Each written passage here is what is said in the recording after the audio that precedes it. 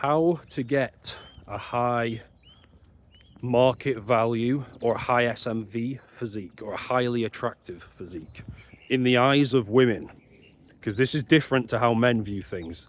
I think they call it the female gaze as opposed to the male gaze. They are not the same thing. They're not even close to the same thing. I've had a lot of experience with this, and I think there's a lot of interest in this because of there's loads of content online because of dating problems. Women are no longer satisfied, guys are no longer satisfied. Dating apps have probably, and technology has amplified this problem. Guys are struggling to find a girlfriend or anyone at all, and if they do date around, the quality is just terrible, at least in the Western countries. And so there's a huge demand for this sort of stuff, so I thought I'll give my 2 cents from a physique standpoint. The physique that impresses men is not the same thing, and this is usually just anything that's very, very muscular. Any sort of physique competitor, any sort of serious bodybuilder. If the guy's tall as well, that kind of adds to it, but veins and muscles just popping everywhere. Neck, traps, like I've mentioned before, are important, but just size. Size is the big one. Whereas when you look at the guys women are going after, they're not these big roided out bodybuilders.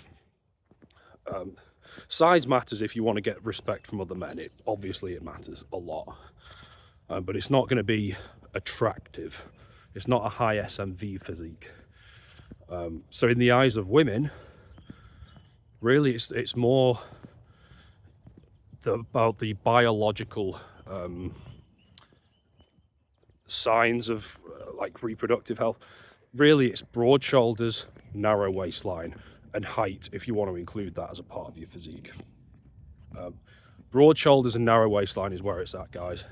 Whether you get those broad shoulders naturally through like clavicular length, I think, and like long collarbones and that sort of thing, and just naturally broad shoulders like through bones, or you get there via what I'm about to tell you, doesn't really matter.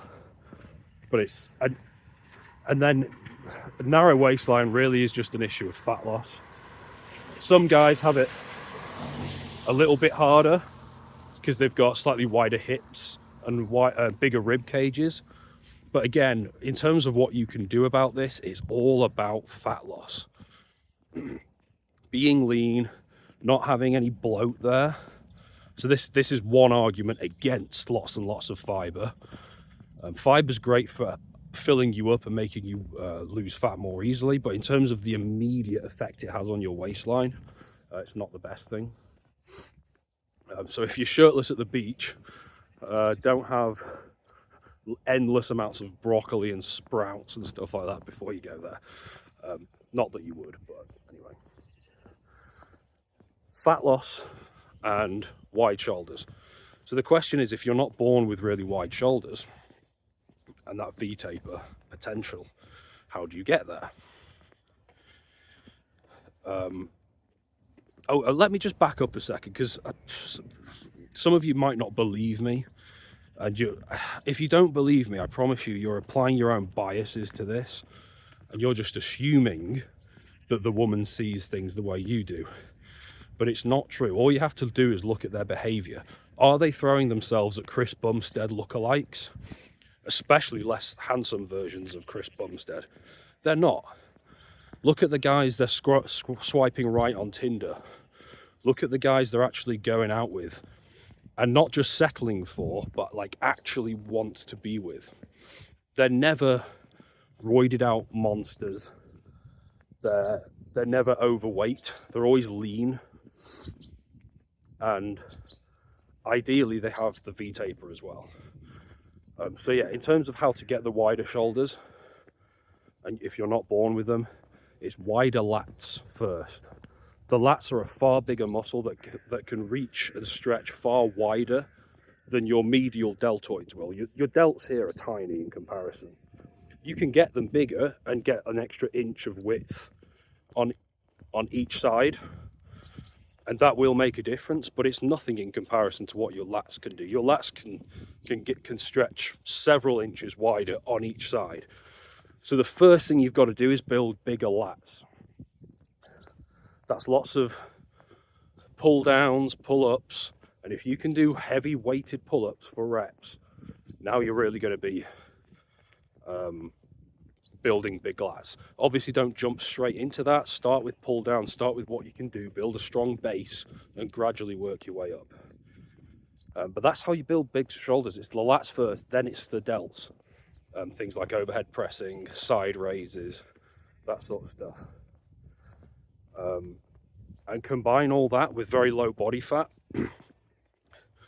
You're going to have a strong V-taper and an attractive physique. And here's another thing. You don't want to wear baggy clothing because that hides the physique. You want to wear tight clothing that certainly hugs your waistline. I don't care whether the fashion says that baggy stuff is in.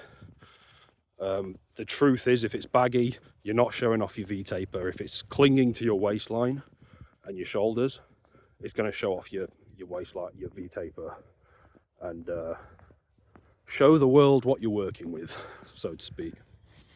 So the top exercises for this are going to be weighted pull-ups, number one, body weight pull-ups / chin-ups, if you want more of a bicep focus, would be my number two.